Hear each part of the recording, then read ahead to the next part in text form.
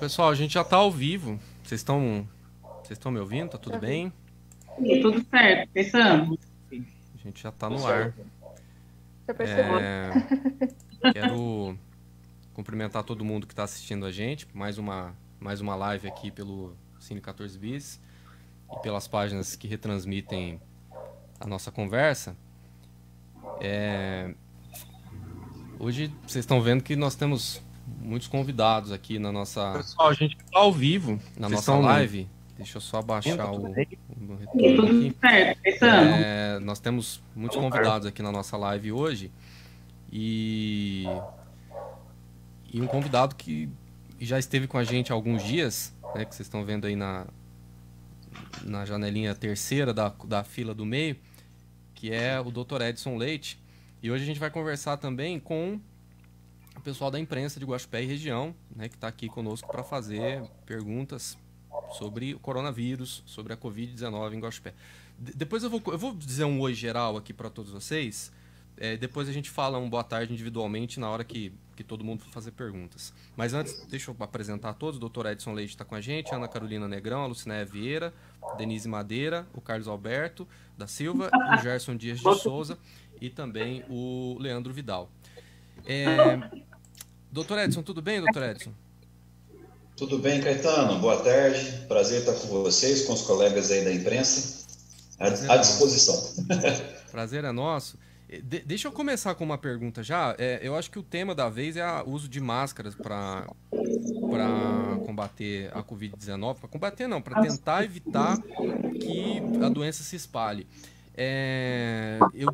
Eu tô morando aqui em São Paulo, né? E eu vejo que aqui cada vez mais as pessoas estão usando máscara. Já está ficando difícil encontrar gente que não usa máscara aqui em São Paulo. Estou dizendo o caso de São Paulo até para mostrar para quem está aí na região que isso está se tornando cada vez mais comum, né? Que é o uso de máscara, essa que protege o nariz e a boca. Eu queria que o Dr. Edson falasse um pouco sobre o uso da máscara e se esse uso já libera as pessoas de saírem por aí. Agora eu tenho máscara, então vou voltar à minha vida normal. Vou, né, fazer compra normal, vou ficar na rua papeando, vou ficar tomando café na esquina, mesmo que o bar da esquina não tá, porque é o que eu tô vendo aqui. O pessoal põe máscara e segue a vida. Vou caminhar, vou correr na rua, né? Vou andar de transporte público, vou passear com o cachorro. Até qual é o limite da máscara, doutor Edson? Então, a máscara é o seguinte, Caetano, ela é uma estratégia de proteção. Então, a gente precisa lembrar isso aí, ela não é o salvo-conduto para a volta à normalidade. Quando você tem a máscara, você vai diminuir o seu risco de exposição ao vírus e de transmissão dessa doença para outras pessoas. Isso comprovado, é uma estratégia que a Organização Mundial de Saúde recomenda, o Ministério da Saúde recomenda e a gente vai adotar. Aqui em Guaxupé também aumentou bastante. Do final de semana para cá, acho que os jornalistas também vão até confirmar isso, a gente tem visto muito mais gente de máscara. Mesmo a máscara caseira, artesanal, que já protege, já ajuda, não é a mesma proteção da cirúrgica nem da de pessoal de saúde, que precisa ficar restrita a hospitais, mas ela ajuda bastante. Então, assim, se a gente for pensar em liberação, nós vamos começar a liberar. Minas, provavelmente, no começo de maio agora, começa a liberar algumas coisas. A máscara vai ser fundamental nessa fase. E para a gente pensar aí nos próximos meses, nós vamos ter que usar máscara. Mas ela não é de forma alguma a tua liberação para voltar tudo. Não é para ir em churrasco, porque eu estou de máscara agora. Não é para voltar às reuniões sociais, às aglomerações de pessoas. É uma estratégia de proteção. E as outras não podem ser abandonadas. Continua lavando mão, continua usando álcool gel, não tocar rosto. O resto continua tudo válido. A gente vai acrescentar a máscara nisso. Tá. Bom, então eu vou começar. Eu vou pela ordem que está aparecendo aqui na tela. Vou começar com o Leandro Vidal. Aliás, cumprimentar os ouvintes da Rádio Comunitária que estão ouvindo a gente agora, né, Leandro? Em 87.9. Boa noite para todos vocês aí. Fica à vontade para fazer uma pergunta para o Dr. Edson. Boa noite, Caetano.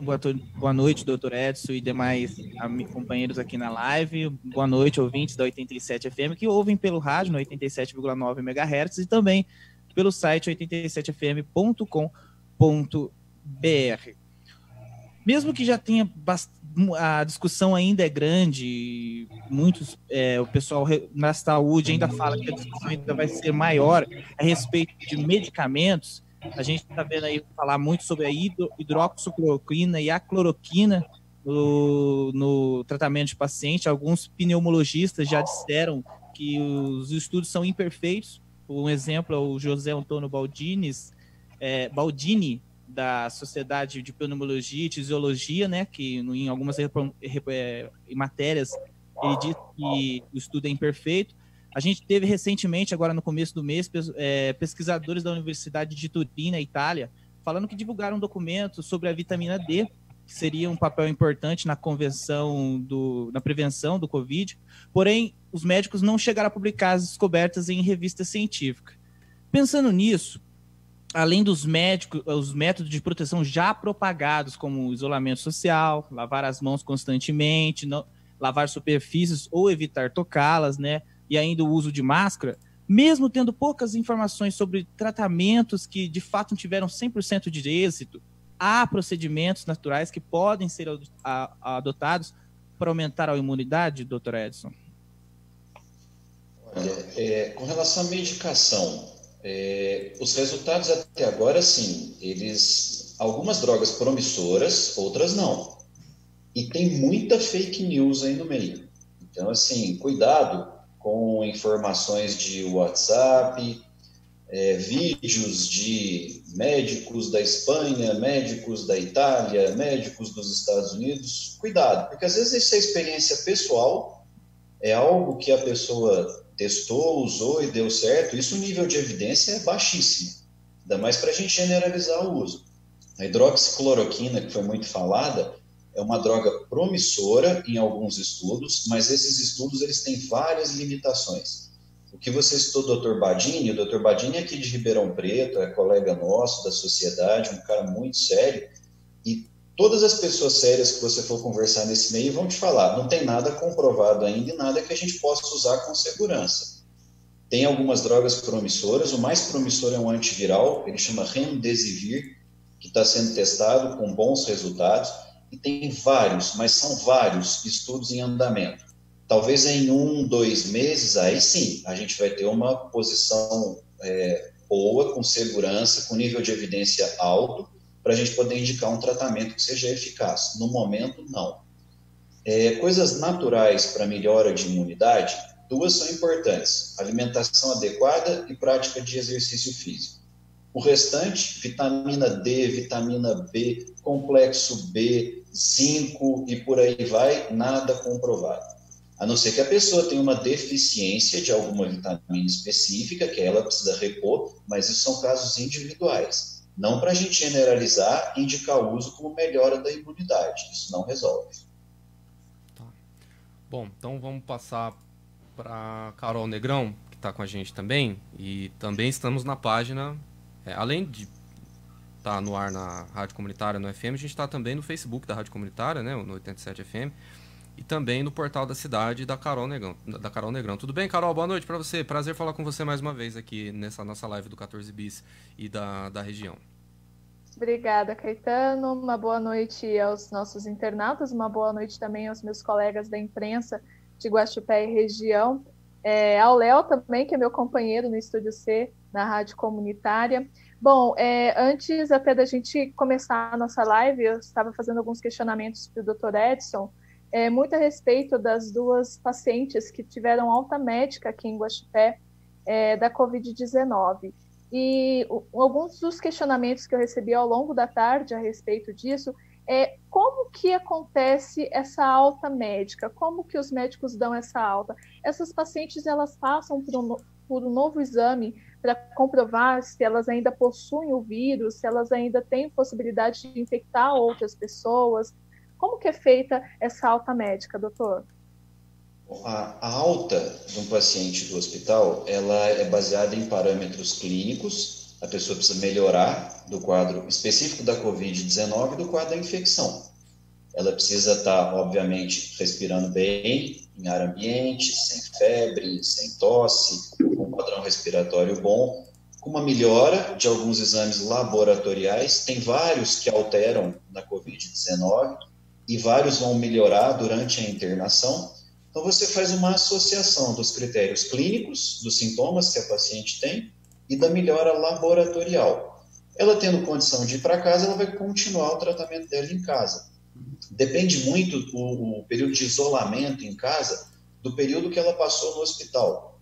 Às vezes você complementa com mais alguns dias de isolamento em casa, mas o risco de transmissão nessa fase já é bem mais reduzido. O grande problema da transmissão são os primeiros dias, especialmente os pacientes que estão assintomáticos ou aqueles com poucos sintomas, que já transmitem a doença. Lógico que se a pessoa está tossindo, está febril, ela tem mais chance de transmissão da doença.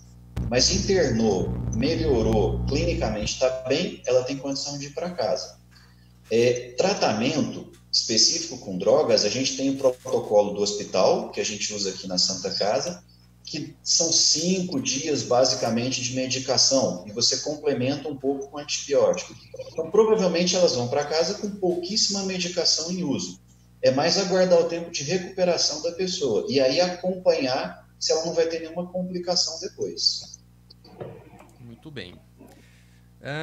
Quem é que nós vamos chamar agora? Agora a gente vai chamar o Gerson Dias, o Gerson do Muzambinho.com, que também está retransmitindo essas nossas conversas, essas nossas lives desde o início, né, Gerson? Boa noite, bem-vindo.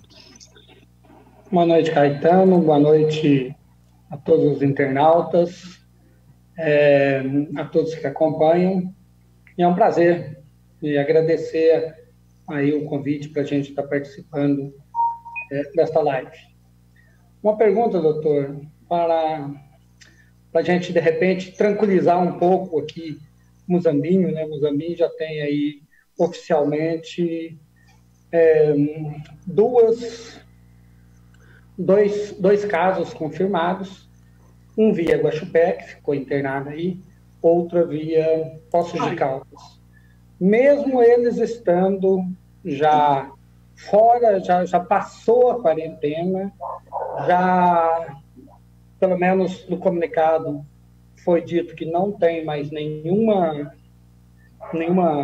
problema de contágio, mas essas pessoas, é importante que elas ainda continuem em casa, para que a população também fique mais tranquila.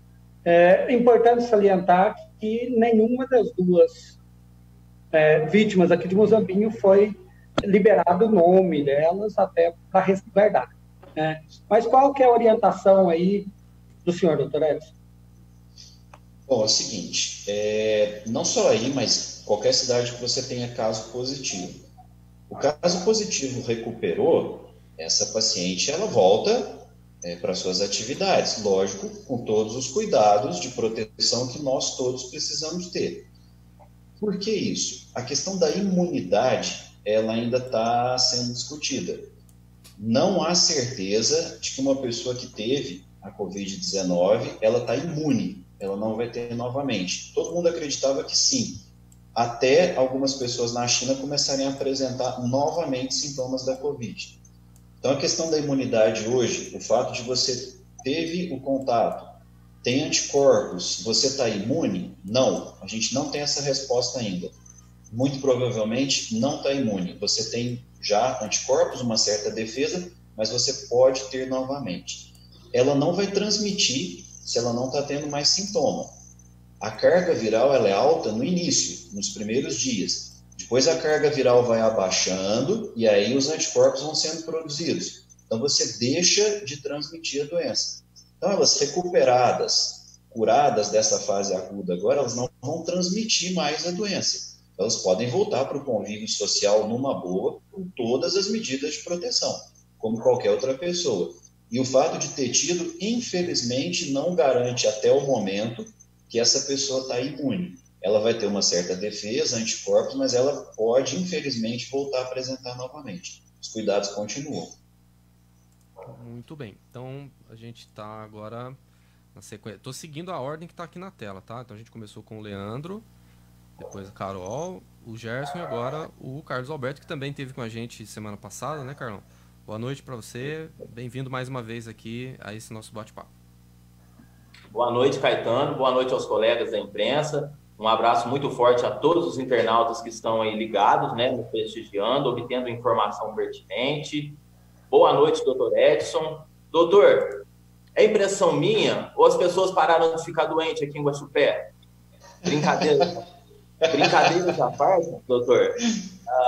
Nós temos percorrido unidades de saúde, inclusive o próprio hospital, e vendo que praticamente, né, as pessoas não estão recorrendo mais quando não é caso de Covid-19. Ou seja, esse isolamento social, as autoridades sanitárias e médicas indicam e recomendam que as pessoas procurem as unidades de saúde e o próprio hospital apenas em momentos de emergência, se o caso for emergencial mesmo. Então, nós estamos notando que houve essa queda brusca. Eu não sei se os médicos podem confirmar isso, né? O que vocês estão vendo? O que o senhor e seus colegas médicos falam sobre isso? É assim, não é só aqui em Guaxupé, né? Isso basicamente é mundial. E é um problema, porque assim, de repente passou a existir só Covid-19. Não tem mais outra doença, né? Ninguém tem infartado mais, não tem mais insuficiência cardíaca, não tem asma. Parece que sumiu tudo, né? E não é assim. Continua aparecendo. A gente tem alguns problemas aí. Essa recomendação de você só ir ao hospital em caso de urgência, ela é válida, deveria ser assim o tempo todo. O pronto-socorro ele deveria atender só urgência. A gente tem um movimento muito alto em pronto-socorro por questões que não precisariam ir no pronto-socorro. Então, assim, isso reforça agora. Agora, precisa ir, se você precisa. Se você precisa de atendimento, você tem que ir. Não tem cabimento acontecer igual está acontecendo em Nova York, que está sobrecarregado, na Itália, que as pessoas morrem em casa porque não procuram o serviço de atendimento médico. Então, assim, a UTI nossa aqui tem 10 leitos. No momento tem um paciente que está bem, felizmente, com Covid-19. Os outros 9 não são Covid-19. Você tem outras doenças internadas. Então, assim, as pessoas continuam adoecendo pelos outros motivos. A gente não pode deixar de atender. Então, assim, os colegas precisam entender isso também, assim. A gente tem que trabalhar, a gente tem que atender, e felizmente eles têm entendido isso, que as outras doenças continuam, os pacientes precisam de atendimento. Não tem cabimento você fechar um posto de saúde, por exemplo, e direcionar, nós só vamos atender Covid-19. Não, Covid-19 no momento nosso aqui, ainda bem, a realidade é pequena de casos, mas as outras doenças continuam. Então a gente não pode abandonar esse tipo de tratamento ou achar que tudo agora é Covid-19. Continua acontecendo sim, como sempre aconteceu. E a gente vai começar o inverno. Então as doenças respiratórias vão aumentar. E aí a gente vai achar que tudo é Covid-19? Não, pode ser. Então a gente precisa atender. Agora, a orientação do pronto-socorro ela é válida. Vá se for urgente. Mas se for urgente, vá ao pronto atendimento. Não fique esperando em casa. Senão nós vamos ter esse problema. As pessoas vão adoecer em casa, vão morrer em casa, sem atendimento médico. Perfeito. Muito bem. Bom, a gente está conversando aqui com o Dr. Edson Leite, que é pneumologista, e também recebendo os nossos colegas da imprensa de Guaxupé e também da região. Essa conversa está sendo retransmitida, depois eu vou dizer o nome das páginas, né? Mas a gente retransmite desde o início das lives promovidas pelo Cine 14 Bis, nas páginas de influenciadores digitais da região, de prefeituras, de órgãos da imprensa, inclusive o jornal Jogo Sério, né? Transmitindo desde o início, né, Carlos? E a página da Denise Madeira também no Facebook. Denise que está com a gente aqui para também fazer um questionamento para o Dr. Edson. Denise, boa noite. Boa noite, tudo bem, Caetano? Aí, meus amigos da imprensa, Dr. Edson, todos os internautas, né, assistindo. Seguinte, muito se fala no isolamento social, as pessoas têm que ficar em casa, têm que respeitar, mas eu tenho visto que em Guaxupé muitas pessoas estão nas ruas, o carro indo trabalhar, pessoas caminhando, aquele grupo de risco, né, que é as crianças e idosos. Queria que o senhor falasse, eu sei que já está até maçante isso, mas eu queria que falasse a importância deste isolamento, por que as pessoas têm que permanecer e por que tem que usar a máscara também, porque a máscara é super importante, a minha está aqui, ó. E qual a máscara melhor também para ser usada? A minha é de algodão, essa aqui a gente reutiliza, porque nas farmácias também não está sendo encontrada aquelas descartáveis. Fala para a gente, doutor Edson. Bom, vamos lá. Primeiro, o isolamento social. Primeiro eu queria dar os parabéns para a população. porque eu acho assim, de uma forma geral, entendeu que precisa fazer o isolamento social e a gente está colhendo os frutos disso. Guaxupé e região tem uma quantidade muito baixa de casos, muito em função do que foi feito o isolamento social. Foi um isolamento precoce, num momento favorável, a gente conseguiu não só achatar a curva, como diminuir muito essa curva de casos aqui, mas não é hora de relaxar. Então, assim, a gente até brinca que é o paradoxo da quarentena, do isolamento social. Quanto mais eficaz, mais parece que foi desnecessário. Então, você tem um isolamento social efetivo, o Brasil foi muito bem sucedido nisso, a gente tem poucas regiões com muitos casos, o restante do país, o número de casos é pequeno para o tamanho da população, o número de óbitos não é alto, claro que tem subnotificação aí, o Brasil testa pouco, mas o desempenho do Brasil até o momento é elogiável, é muito favorável. O nosso aqui do sul de Minas, em especial, está um espetáculo. Relaxar o isolamento social é natural, é questão de tempo que isso vai acontecer. Cada um tem a sua necessidade de trabalho, de emprego, a gente não pode menosprezar isso. Não basta a gente também falar, olha, quero que todo mundo fique em casa. Eu queria que todo mundo ficasse o ano inteiro em casa, mais um ano em casa até ter a vacina. Mas é óbvio que isso não é possível. Então a gente precisa, sim, vai começar a relaxar, vai começar a voltar as coisas, e aí tem as medidas de proteção. É onde vai entrar a máscara. Máscara ideal, qual que é? Aquela que a pessoa tem. Não adianta a gente querer exigir que você use a máscara N95, a PFF2, isso é para profissional de saúde, para UTI, para pronto-socorro, para quem está na linha de frente, quem vai se expor diretamente às secreções, quem precisa entubar um paciente, esse material é exclusivo para unidades de saúde. Máscara, para a gente poder usar no dia a dia, a máscara cirúrgica resolve bem, mas está difícil de encontrar, está muito cara. A máscara caseira que o pessoal tem feito, as empresas aqui de Juruáia estão fazendo bastante agora, todo mundo, tem vários vídeos na internet que ensinam, as pessoas têm adotado, ela já ajuda, ela já é eficaz. Claro que ela não é a proteção de um produto cirúrgico, mas ela ajuda, em torno de 50% ela vai filtrar, o que é alto, é muito bom para o dia a dia. E lembrar que para sair de casa agora, a gente vai precisar habituar com isso. Parecia um cenário de ficção científica de países asiáticos e vai fazer parte do nosso dia a dia. Ir na padaria, ir no supermercado, poder andar na rua, a gente vai precisar usar máscara, pelo menos durante um tempo. Enquanto a gente não tem uma vacina eficaz que vai bloquear o vírus para a gente poder transmitir de uma forma muito mais controlada e tranquila, essas medidas vão ser efetivas. Máscara faz parte disso. Agora, querer que as pessoas fiquem muito tempo em casa, infelizmente a gente não vai conseguir. E lembrar que isso é um processo dinâmico. A gente precisa testar. Se você começa a testar a população com o número baixo de casos que nós temos e a doença está controlada, você vai liberando. Começou a aumentar e essa monitorização vai ter que ser feita o tempo todo, fecha novamente. Talvez a gente vai caminhar para um cenário aí que você abre, fecha.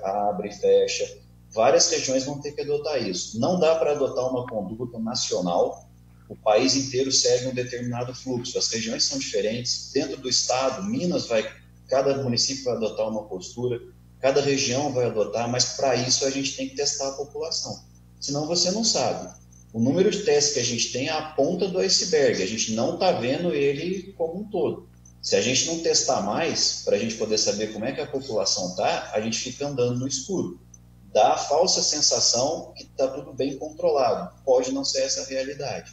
Então a gente precisa testar mais, manter as medidas de proteção, isolamento social sempre que possível, mas claro, a questão econômica aí vai pesar. Então, de acordo com o desempenho de cada região, a gente vai relaxando aos poucos. Isso acho que é natural, não tem jeito de fugir disso. Muito bem. Então, agora, para fechar essa rodada de perguntas aqui para o Dr. Edson, vamos chamar a Lucinéia Vieira, do Correio Sudoeste. Prazer falar com você, Lucinéia. Bom, Caetano, boa noite, pessoal. Graças a Deus, tudo bem. E aí, o que você está matutando aí depois de ouvir tudo isso que o Dr. Edson falou? Eu fiz tantas perguntas aqui, vamos ver, né? Pelo menos uma. É que desde o início foram levantadas várias teorias sobre o coronavírus, transmissão, grupos de risco.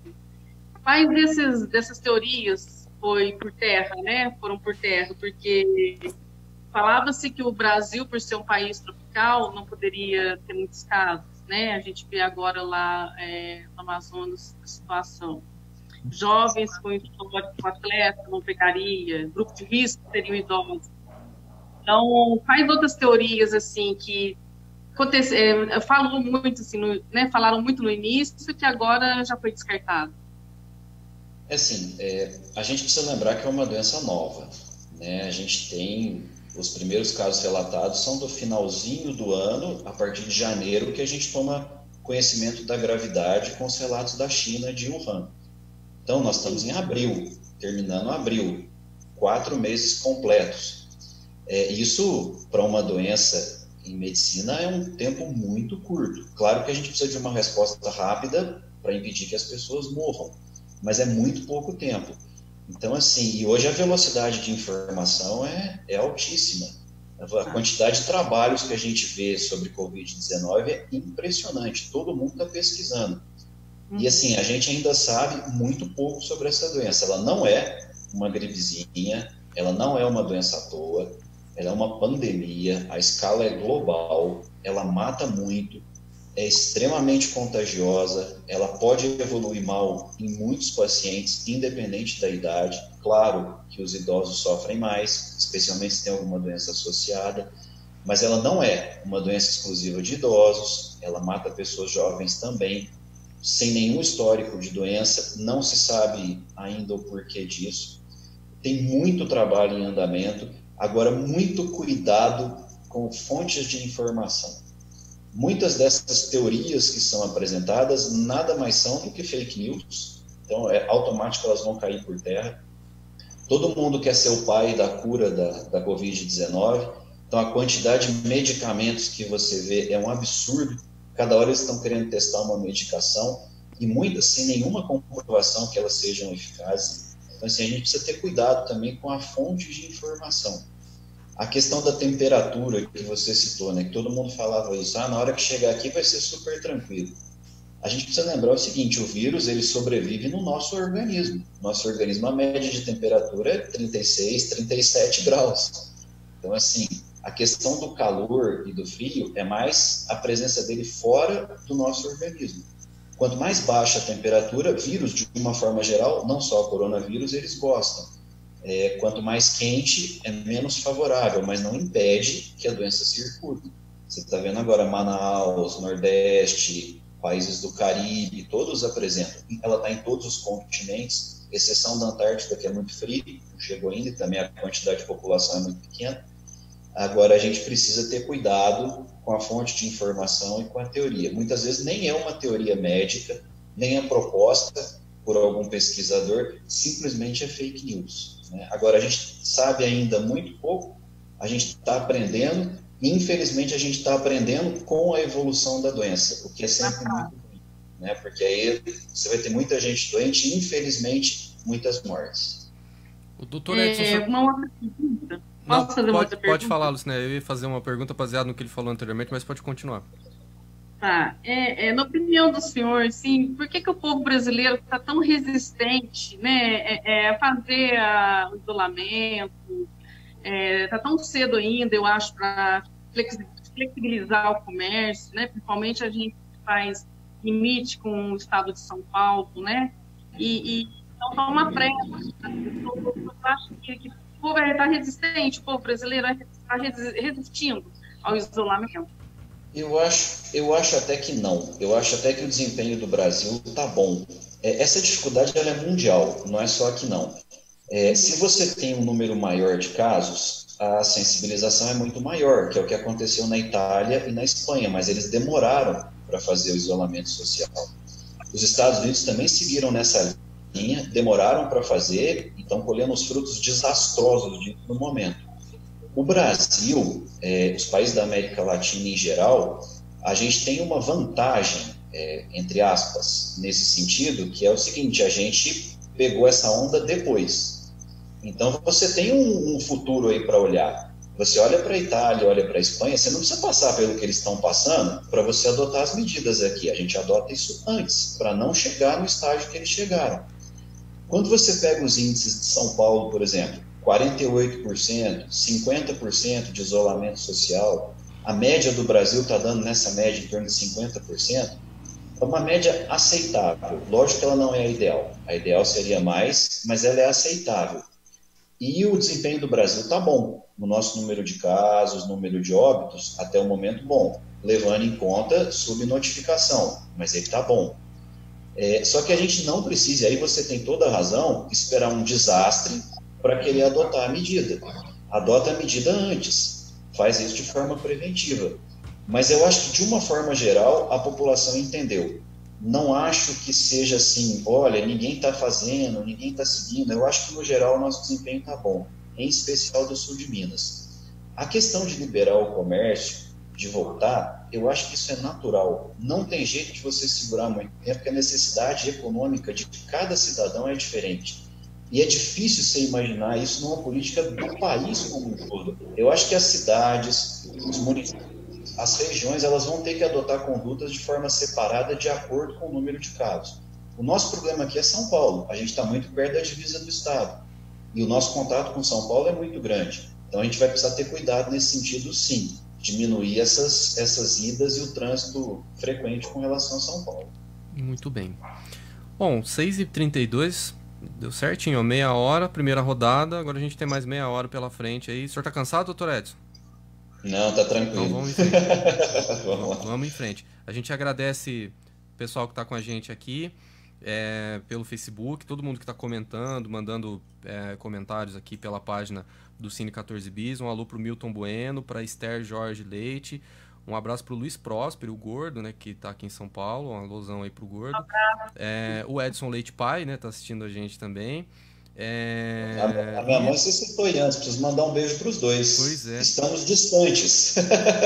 E eu vou aproveitar e fazer uma pergunta. Vou colocar o Luiz Próspero na conversa aqui, já que a gente está com a roda de jornalistas de Guaxupé e região, né? A gente não pode esquecer aqui o nosso companheiro de Muzambinho, Gerson Dias. Mas o Luiz Próspero está perguntando o seguinte: se o Dr. Edson tem informação sobre a situação do asilo de Guaxupé e casas clínicas de idosos da região. Como é que está a situação por aí? Nenhum caso confirmado, nem suspeito. Então, assim, no momento, uma situação ótima. Mas é uma grande preocupação. Ainda mais quando você lê os relatos assustadores do que aconteceu em asilos e casas de repouso em outros países. De chegar para visitar e encontrar 5, 6 cadáveres nesses lugares, sem nenhum tipo de assistência. Assim, isso é um pesadelo, né? Você imaginar num asilo, numa casa de repouso, numa instituição que cuida de pessoas mais idosas, com presença de Covid-19, a contaminação é altíssima e isso é um massacre quando acontece, né? Você precisa ter uma estrutura muito grande, cuidados intensos de quem cuida dessas pessoas, o tempo todo limpeza de mão, máscara, álcool gel, qualquer sintoma, relatar, procurar atendimento, porque um surto nesse tipo de local é um desastre. E é o que eu falei, a gente não precisa passar por isso para adotar a medida. A gente já viu o que acontece em outros lugares. É só tomar as medidas de proteção. Muito bem. Antes de reiniciar, deixa eu dizer aqui o nome das páginas que estão... Antes de reiniciar a rodada, né? De passar a bola pro Leandro Vidal. Deixa eu falar aqui o nome das páginas que estão com a gente. A Quatro Vozes em Trio, a Rede Guaranésia, Clube Guaxupé, Denise Madeira, que hoje está ao vivo conosco aqui, doutora Laís Ferreira da Silva, Dual Criações, Farmácia Fórmula Certa, Gisele Bileia, Guaxupé Depressão, Jornal Correio do Oeste, que está representado pela Lucinéia nessa nossa live, Loja Megusta, Muzambinho.com, com a gente está aqui o Gerson, Portal da Cidade, tá a Carol, Prefeitura de Juruáia, Prefeitura de Nova Resende, Rádio Clube de Guaxupé, Rádio Comunitária de Guaxupé, o Leandro está ao vivo, inclusive, conosco aqui, tanto no Facebook como no Dial, como no FM, Santa Casa de Guaxupé e Unimed Guaxupé, são as páginas do Facebook que retransmitem essa live. Leandro Vidal, vamos recomeçar então as perguntas aí para o Dr. Edson. A gente está falando aqui bastante, né, em termos gerais, né, que se aplicam a toda a população brasileira e mundial, Mas eu queria agora ficar um pouco mais específico, né, sobre o pessoal que tem doença crônica respiratória. Até o momento, eu queria saber o que diferencia os sintomas de uma doença respiratória para os sintomas de uma doença com Covid, e como que um indivíduo que já sofre com a doença respiratória, ele vai conseguir identificar, dentre as crises normais da doença que ele convive diariamente, dos sintomas respiratórios do Covid. É uma questão difícil e as coisas sobrepõem. Então, a gente vai entrar no inverno. É o período que a gente mais tem doença respiratória no ano. Gripes, resfriados, piora a rinite, piora a asma, exacerba quem tem enfisema. Então, assim, é um período já mais complicado. E aí você tem um vírus novo agora, que é o novo coronavírus, com uma nova doença que é a Covid-19. Os sintomas, alguns são muito semelhantes. Piora a falta de ar, tem tosse, dificuldade para respirar. Aí você tem algumas coisas que diferenciam. Por exemplo, da Covid, são sintomas de gripe e normalmente com febre. Nem sempre vem assim. Então, se você tem piora de falta de ar, está respirando com dificuldade, teve febre, está tossindo, dor no corpo, mal-estar geral, isso pode ser significativo para a Covid-19. Uma pessoa que tem asma, por exemplo, crise de bronquite, a falta de ar, ela sabe como é que é, chia bastante, piora o desconforto respiratório, mas normalmente não vem com febre, com dor no corpo, com essa dificuldade toda associada a uma gripe. É um pouquinho diferente. Mas, na dúvida, precisa de orientação médica. Você tem que avaliar, não tem jeito. E não tem jeito de diferenciar se uma gripe é Covid-19, se é influenza, se é algum outro tipo de vírus. Isso só com o exame. Os sintomas são parecidíssimos. Então, vai gerar, sim, confusão. É um fator que complica para você poder diferenciar. Às vezes, o agravamento da doença, quem tem asma, enfisema, doença cardíaca, por exemplo, insuficiência cardíaca, diabetes pode descompensar por conta do quadro da infecção. Então, às vezes, a infecção está presente e está descompensando a doença que a pessoa tem. Não tem jeito, precisa de orientação médica. Uma coisa importante é a pessoa vacinar. Se você faz a vacina da gripe agora, que está nos postos de saúde, a campanha está aí a pleno vapor, você já está protegendo contra uma parte dos vírus. Então já fica menos provável que essa gripe possa ser por H1N1, outro tipo de influenza, e aí fica mais favorável a coronavírus. Então vacina, se protege, se estimula um pouquinho o sistema imunológico e evita essa confusão daqui a um tempo sobre qual vírus é o mais provável. Muito bem. Eu ia fazer uma pergunta, mas eu vou deixar para o final. O Gerson Dias do Muzambinho.com, diga. Doutor Edson, como já foi dito, o uso de máscaras da agora para frente é essencial.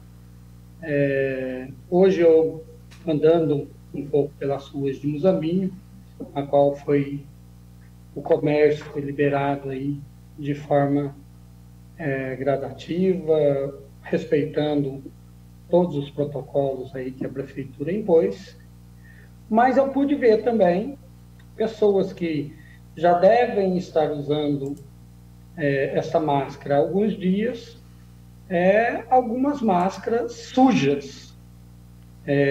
Qual que é o procedimento de higienização dessas máscaras? Pode-se usar o dia todo? Usa na parte da manhã uma máscara, na parte da tarde outra máscara? Qual que é o posicionamento aí, a orientação médica? Sim, basicamente, se a máscara sujou, se ela está muito úmida, ela precisa ser trocada. Máscaras artesanais, essas caseiras que o pessoal tem feito de tecido, você precisa ter um cuidado com a limpeza e higienização dessas máscaras. Lavar com frequência, deixar secar no sol, se possível, usar algum alvejante, algum produto que você consiga, pelo menos, matar um pouco mais de bactéria e de vírus. Agora, não ficar repetindo máscara o tempo todo. Uma máscara cirúrgica, por exemplo, da que a gente usa, aquela branquinha, igual aquela da Denise, que a Denise mostrou ali. Isso, igual que a Denise está ali. Isso. Essa máscara cirúrgica, umidificou, ela precisa ser descartada. Isso demora quanto tempo? Depende muito do uso e de cada tipo de pessoa que está usando. mas ela ficou úmida, ela precisa ser descartada. Então essa é uma máscara para uso muito mais rápido. A máscara, aquela N95 que a gente usa, que tem uma abertura, essa é mais para hospital, ela ainda tem um prazo de validade durante um período, mas umidificou, sujou, secreção, descartar imediato. Não tem um prazo assim. A máscara artesanal pode durar uma semana, 15 dias, depende muito do uso de cada pessoa, mas sujou é um indicativo que ela precisa descartar essa máscara. Não dá para ficar reaproveitando. Agora, a máscara de TNT, o senhor falou da descartável, como é que a gente sabe que é descartável ou não? A de TNT a gente não pode lavar? Porque tem gente vendendo a de TNT como se fosse uma máscara reutilizável. Tem. Eu acho que eu não sei se falar específico da lavagem de TNT, como é que seria essa lavagem? Ela acho que vai destruir, não vai ter jeito. Agora, uma limpeza nela, colocar ali com algum tipo de alvejante, ou mesmo limpar ela com álcool ou algum outro produto, dá para você aproveitar. Mas se ela está úmida, se ela sujou, se espirrou secreção, se tem presença de sangue, isso precisa ser automaticamente descartado. Não dá para ficar usando. Tá. Ó, a gente tem 18 Essa higienização, até porque a gente agora está entrando aí, como o senhor mesmo disse, no inverno, as doenças respiratórias. Então, este cuidado também vale para essas outras doenças. O ideal era que toda máscara que você usa, seja artesanal ou a cirúrgica, ela fosse descartada naquele dia. Esse era o ideal, você sempre está com uma nova. Mas a gente sabe que a realidade, ainda mais a realidade financeira de grande parte da população, não é essa. Então a gente precisa tentar encontrar aí um equilíbrio, adotar as medidas. Agora, vamos lembrar também que não é só a máscara, né? Precisa lavar a mão, usar álcool gel se for disponível, respeitar as distâncias, evitar aglomeração. A gente está com uma sensação que parece, é o que o Caetano falou no começo, a máscara virou o salvo-conduto, está tudo liberado agora. Não é assim. Ela é mais um instrumento para a gente poder controlar, mas ela não está liberando das outras medidas. Ó, a gente tem 17 minutos para encerrar a conversa, então vamos agilizar aqui. Vou passar para a Carol, porque embaralhou a tela, a gente estava na ordem aqui, mas aí acabou embaralhando, alguém saiu, voltou. Eu acho que minha internet caiu, Deve aí ter eu dado, mas você final. foi pro fim da fila, mas eu não vou voltar você para onde você estava, Carol. Ah, tá certo. Obrigada, Caetano. Bom, doutora Edson, o Gerson falou um pouco desse uso de máscaras, e muita gente hoje nas redes sociais, eu vi que muita gente questionando, vai no mercado, acha que tá com vergonha de utilizar máscaras, muita gente que acha que às vezes a máscara é somente para locais abertos. Como é que o senhor orienta essa utilização da máscara? É você sair de casa e já fazer a utilização dessa máscara? Ou realmente quando você estiver num local com poucas pessoas, já é permitido retirar essa máscara ou de forma nenhuma? Se você tiver com uma pessoa a mais no ambiente, você usa máscara. Tá? A máscara protege você e você protege o outro. Então, se você está com a máscara, você está protegido, uma proteção parcial, evidentemente, e você está protegendo a outra pessoa. Claro que se você está em casa, no seu ambiente de família, sua esposa, seu marido, seus filhos, a não ser que você está doente, não justifica você estar com a máscara. Agora, você saiu, você foi na padaria, no supermercado, aí você deve usar a máscara. No carro, você vê que a recomendação para carro, se já tem mais uma pessoa no carro, máscara.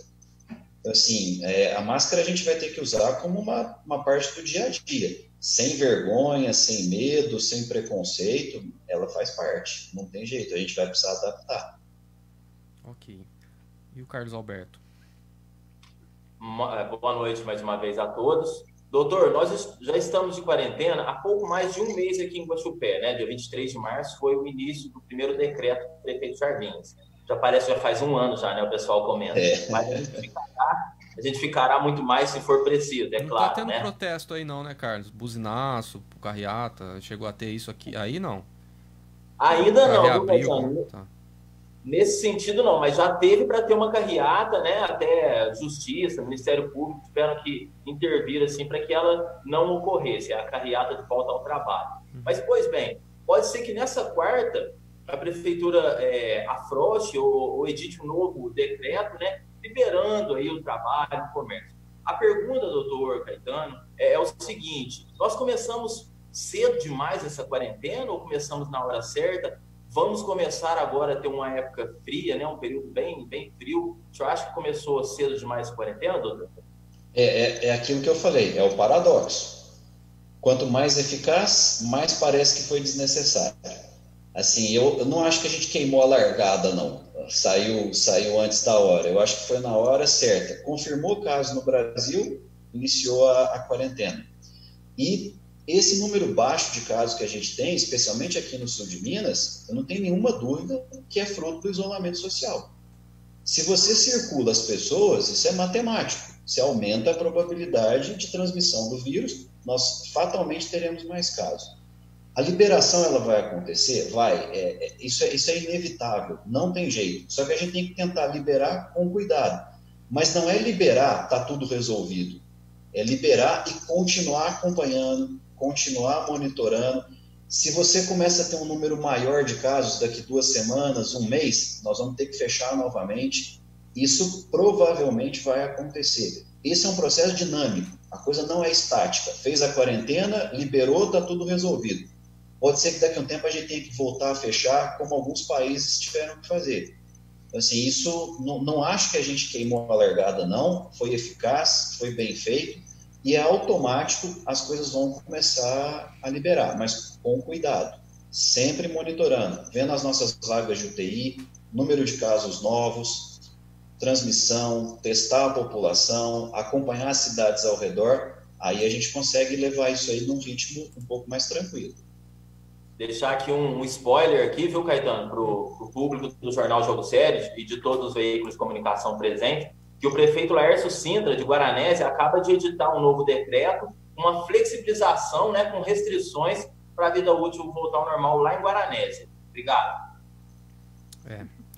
É uma questão também que gera, eu não sei o teor aí dessa flexibilização, né, mas assim que o governador João Dória aqui de São Paulo anunciou que a partir do dia 10 de maio vai ter uma flexibilização, essa questão já foi colocada em debate, né? O que pode ser aberto, o que não pode. O senhor tem uma opinião já, doutor Edson?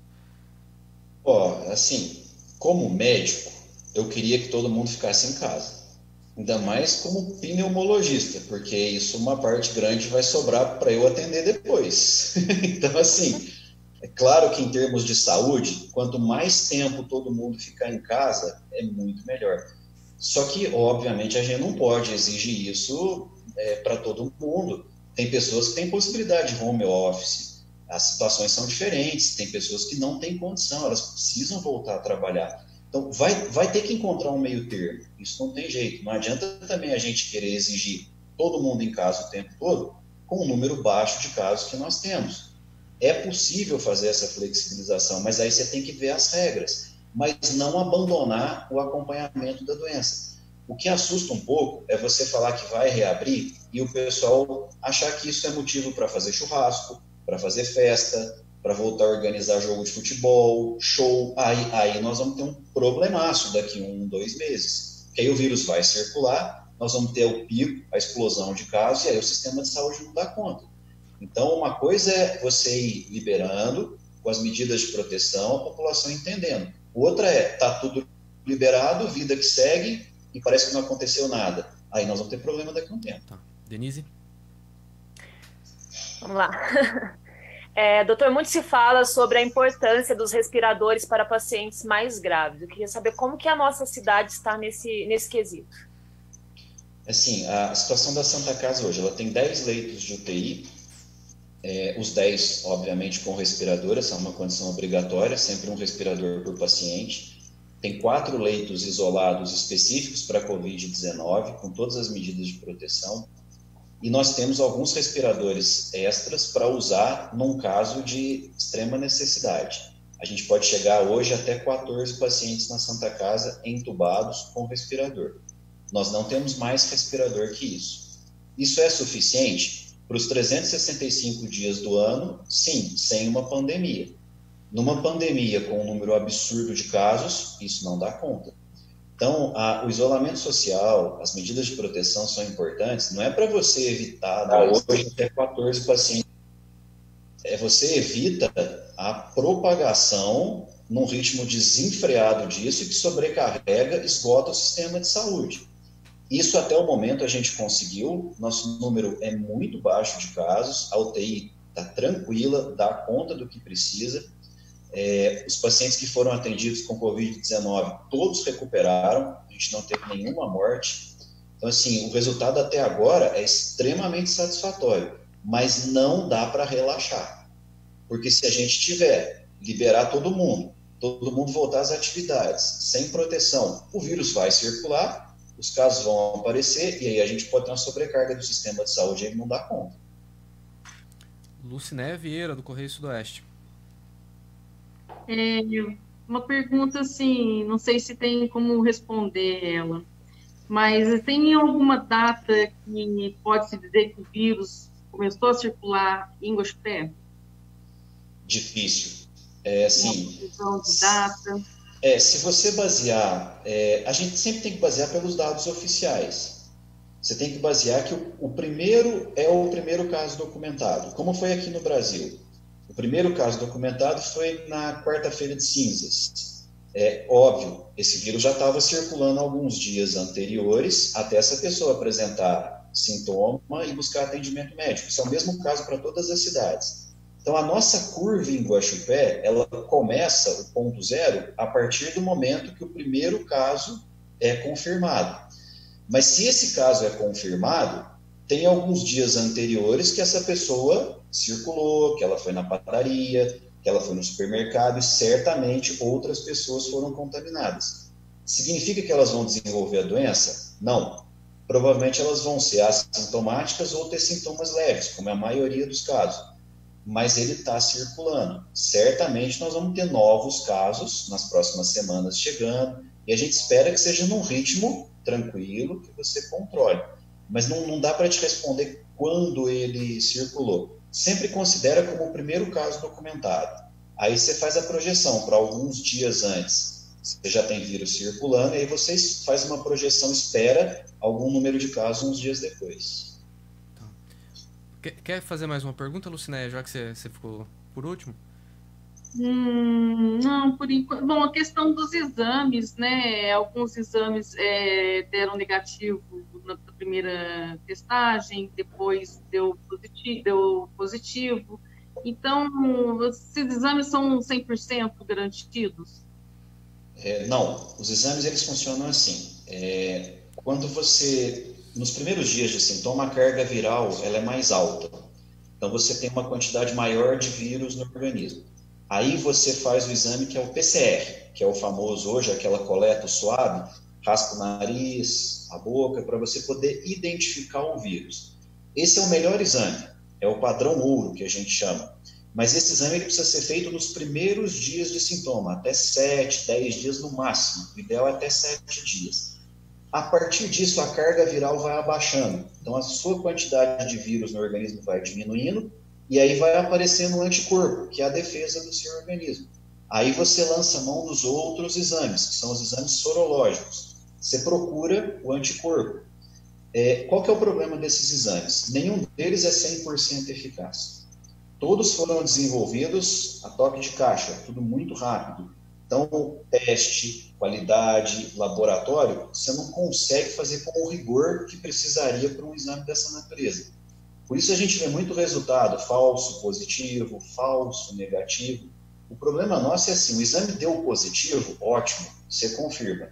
O exame deu negativo, não acredita que esse resultado não é. Tem que basear também pelo quadro clínico, outros exames, e assim, aí você tem que ficar de olho nisso. Não dá para levar 100% confiável, nenhum deles é. Muito bem. Rapidinho, doutor Edson, só puder responder bem rápido, uma pergunta aqui da Elaine Cristina Baldi. Boa noite, doutor Edson. Qual máscara é ideal para uma cabeleireira, maquiadora usar? Pois não tem como trabalhar com 1,5 metro de distância. Quais cuidados deveremos ter? Tem algumas profissões que é dificílimo, porque a pessoa fica em contato direto com a pessoa e a exposição é grande. O ideal é ela usar uma máscara de uma proteção melhor, mas ela dificilmente vai encontrar no momento. Essas máscaras mais seguras, elas estão hoje para profissionais de saúde. E as que tem estão caríssimas. Uma máscara cirúrgica custava 8, 10 centavos. Hoje eles estão vendendo a R$5 cada máscara. Então, assim, é um absurdo. o preço que chegou. Se ela fizer uma máscara caseira, tiver um estoque bom e trocar com frequência, eu acho que ela está bem protegida. Lavando mão, limpando, álcool gel, a gente tem que trabalhar com o que é possível. Claro que o ideal era a gente dar uma máscara de proteção para profissional de saúde, para todo mundo, mas a gente não vai ter. Muito bem. Ô Gerson, só uma pergunta para você aqui. Como é que tá Muzambinho? O Leandro tá perguntando como é que estão as cidades da região. Como é que tá Muzambinho em relação ao isolamento social aí? O pessoal tá respeitando? Bom, Caetano, diante do que o Dr. Edson falou, eu também concordo que a população ela está bem aderindo. Ela teve uns dias com pico bem alto, né? Depois, na Semana Santa, na segunda, na terça, eu, andando pela rua, pude perceber que deu uma flexibilizada por conta. Depois daí dos dias ali da Sexta-feira Santa, voltou a melhorar. Na última semana, teve uma pressão muito grande dos comerciantes, né, para a volta ao trabalho. O prefeito editou um novo decreto liberando a abertura dos comércios, né? Estão tomando os cuidados, mas o comércio está aberto das 10 horas até as 17, né? Hoje, como foi ali basicamente o segundo dia dessa liberação, a grande preocupação que eu vejo é com os idosos, principalmente nas portas de banco. Muita gente nas portas de banco. Hoje, que está aproximando aí o recebimento dos idosos de novo, né? Então, eles estão voltando, além das pessoas atrás do auxílio. Hoje eu achei uma movimentação muito grande nas portas do banco. E nos supermercados também, a movimentação é grande, os supermercados, alguns não estão obedecendo aquelas propostas de higienização, de controle de número de pessoas dentro do supermercado. Hoje eu fiquei um pouco preocupado, né? Mas, no geral, nos outros dias eu achei que a população até estava aderindo bem, embora a preocupação financeira tenha preocupado bastante. É difícil achar um ponto de equilíbrio, né? É difícil. Bom, a gente pede que todo mundo, e torce para que todo mundo consiga encontrar esse ponto, que todo mundo consiga entender e cumprir as recomendações dos médicos, da ciência, e que todos consigam se salvar desse mal que está atingindo o mundo todo. Hoje a gente fez uma coletiva de imprensa, olha que legal, fizemos uma coletiva de imprensa aqui com o Dr. Edson Leite, pneumologista, uma coletiva à distância, né? Acho que é a primeira vez que eu participo de uma coletiva à distância com o pessoal de Guaxupé. Fazia tempo que a gente se fala individualmente, né? Mas todo mundo junto, assim, frente a frente, eu acho que é uma coisa nova que a gente fez aqui com a iniciativa do 14 Bis. Fiquei muito feliz de ter esse contato aqui mais uma vez com o Dr. Edson Leite. Obrigado, Dr. Edson.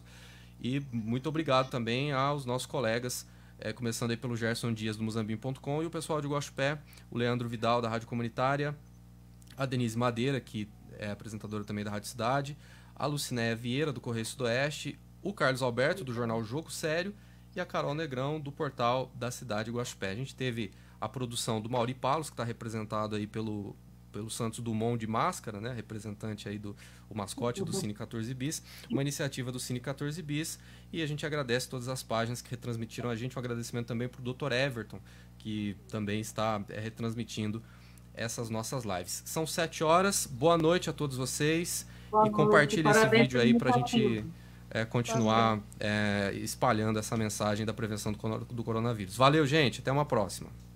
Valeu. Tchau, Um abraço. Muito obrigado.